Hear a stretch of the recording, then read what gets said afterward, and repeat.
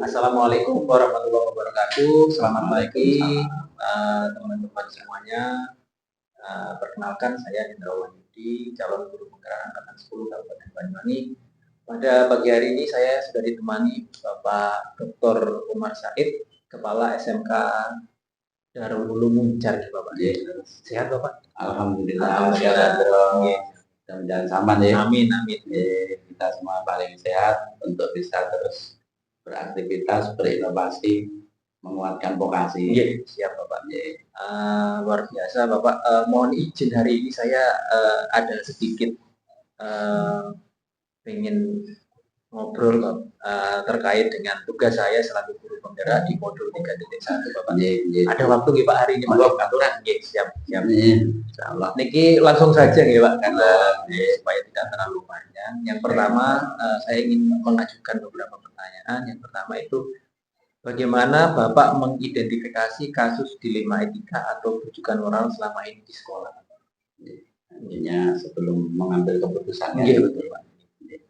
Jadi ada tahapan-tahapan yang harus kita lakukan. Jadi yang pertama itu kalau yang selama ini saya lakukan terlepas dari sudut pandang apa orang menilai itu benar dan tidak, karena setiap orang punya polisi, punya standarisasi.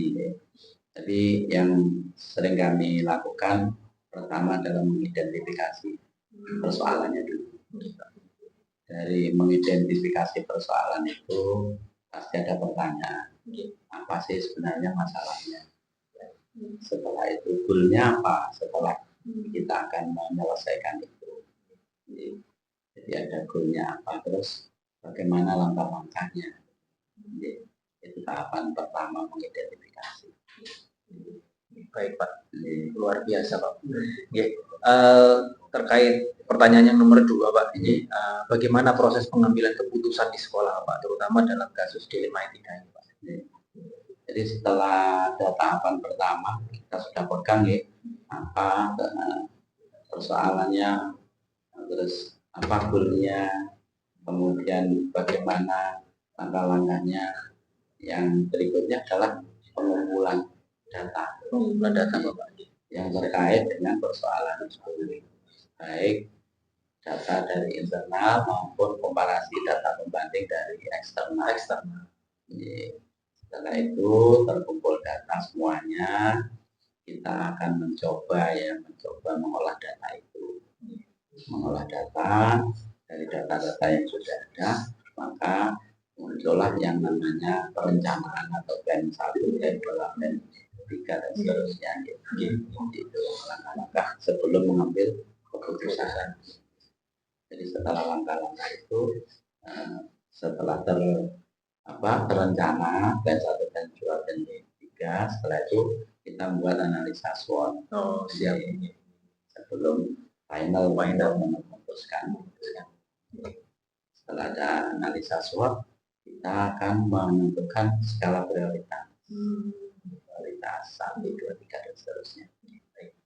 Dan keputusan itu, meskipun itu skala prioritas dari hasil rangkaian urutan itu, kadang belum tentu tepat sesuai dengan perencanaan yang kita rencanakan. Yang paling bagus kalau menurut kami itu dari perencanaan itu kita kolaborasi. Kita kolaborasi keputusan yang akan kita buat. Jadi intinya sebelum diputuskan itu perlu kolaborasi dulu. Berarti pengambilan keputusannya itu dikolaborasikan dengan stakeholder sehingga keputusan itu bisa diterima oleh semua pihak. Baik, luar biasa ini Pak. Dan ini tidak berhenti di situ. Atau mungkin pertanyaannya berlanjut Pak. Nanti ada. Jadi pertanyaan ada 8 pertanyaan Pak. Jadi nanti pertanyaannya itu saling terkait Pak. Baik. Terima kasih untuk pertanyaan berikutnya Pak. Apa langkah-langkah atau prosedur yang biasa Bapak gunakan dalam mengambil keputusan ini Pak? Jadi ada 7 langkah tadi ya. Mulai dari mapping ya, verifikasi, kemudian pengumpulan data, kemudian membuat perencanaan, ya. Terus pakai analisa SWOT, ya, skala prioritas, ya. Terus kemudian implementasi atau aksi nyata. Jadi, setelah itu dari implementasi itu maka kita harus bisa memahami langkah-langkah itu apa saja yang harus kita lakukan. Ya. Jadi implementasi tidak hanya sekedar wis laksana tapi ada tahapan ya. Setelah itu semuanya harus terukur. Untuk siapa? Akhir dari kegiatan langkah ketujuh itu ada evaluasi untuk menentukan apakah kebijakan kita ini tepat sasaran atau nilai manfaatnya bisa bertambah atau lebih dari apa yang seperti yang kita rumuskan di awal, ya. Atau justru malah kebalikannya, langkah kita ini ternyata kurang bisa diterima antara pro kontranya. Dan bicara setiap kebijakan pasti ada pro kontra. Baik, karena yang paling bagus itu ketika langkah terakhir dievaluasi itu ternyata tidak memberi manfaat lebih, maka kita harus melakukan kebijakan ulang, kaji ulang. Ya, artinya setiap keputusan harus ada evaluasi dan harus ada kaji ulang, terukur. Baik Bapak. Luar biasa Pak. Untuk pertanyaan yang nomor 4 nih Pak. Apa yang Bapak anggap efektif dalam pengambilan keputusan dalam kasus dilema ini? Jadi yang paling efektif ini karena berkaitan dengan dilema etika, jadi pendekatan persuasif, jadi memanusiakan manusia. Artinya manusia ini kan makhluk yang paling sempurna di antara kita. Ketika kita menyentuh pada relung hati dari manusia, insya Allah ketika ada pendekatan seperti itu, saya pikir lebih efektif. Memanusiakan manusia, ya. Luar biasa ini Pak, memanusiakan manusia. Jadi mengembalikan hakikat manusia sebagai makhluk yang sempurna, paling sempurna. Ini Pak, luar biasa ini Pak. Saya kan gini Pak, manusia itu kan sebenarnya makhluk yang paling sempurna. Berarti ketika ada kesalahan, ketika ada keluar dari rem, ketika itu disentuh dengan memanusiakan manusia, insya Allah pasti akan kembali ke hakikat manusia sebagai manusia sempurna. Gitu. Luar biasa. Saya baru mendapatkan ilham Pak dari Bapak bahwa setiap keputusan harus memanusiakan manusia. Lanjut Pak untuk pertanyaan yang kelima Pak. Apa yang Bapak rasakan terhadap tantangan dalam pengambilan keputusan dalam kasus dilema ini? Jadi yang jelas dalam pengambilan keputusan itu kan pasti ada pro kontra dalam hati kita. Tapi ketika kita kembali lagi menyentuh person dengan sentuhan hati, ya, insya Allah apa yang kita lakukan itu meskipun dianggap itu bertentangan dengan hati nurani, tapi kan hidup atau keputusan itu kan harus muncul ya. Dan keputusan itu kan pilihan. Nah, kita itu pasti dihadapkan dua pilihan. Mana yang paling bermanfaat, mana yang mudarat. Kita ambil yang paling bermanfaat. Itu kita ambil keputusan kesalahan. Jadi intinya mengambil keputusan itu dilihat dari kebermanfaatannya Pak. Ya, lanjut Pak untuk pertanyaan berikutnya, yaitu apa Bapak memiliki waktu khusus Pak dalam menyelesaikan kasus dilema ikan? Pasti itu ya, karena ini sangat mendalam ya. Dilema etika ini kan tidak bisa serta-merta dalam menentukan langkah-langkah kita untuk mengambil keputusan. Pasti ada perenungan, kemudian ada komparasi, pembanding, kemudian dari internal, eksternal, supaya nanti lengkap pendukung kita ya dalam mengambil keputusan. Dan ini harus ada waktu khusus memang ya, rahasia khusus, nggak bisa serampangan ya, desa krusu istilahnya ya. Jadi ada perenungan, kemudian pertimbangan-pertimbangan ya, lebih-lebih karena ini dilema etika ya, pertimbangan moral itu tadi kembali kita harus kembali memanusiakan manusia gitu loh Pak. Jadi memang ada waktu khusus tersendiri yang digunakan untuk mendapatkan semacam ilham atau gimana. Baik, ada 2 pertanyaan lagi Pak.